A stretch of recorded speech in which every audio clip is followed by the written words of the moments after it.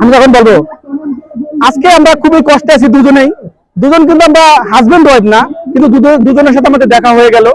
আমারও গার্লফ্রেন্ড হারিয়ে গেছে, মানে ছেড়ে চলে গেছে, ওনারও বয়ফ্রেন্ড ওনাকে ছেড়ে চলে গেছে। আমরা দুজনে খুব দুঃখিত। তাই এই যারা যে দিদি ভাইয়ের বয়ফ্রেন্ড হারিয়ে গেছে তাদের জন্য একটা শায়রি বলো। তখন তুমি বলবা কোনো বয়ফ্রেন্ডকে কেউ একা ছাড়বে না, সবাই বুকে আগলে রাখবে।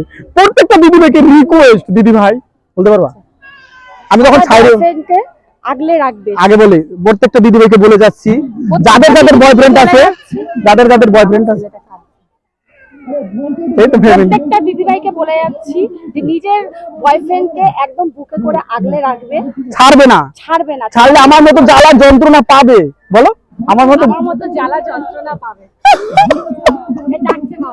বলো এরকম হাসি আমার মতো তুমি মেয়েদের কান্না কানবা এরকম।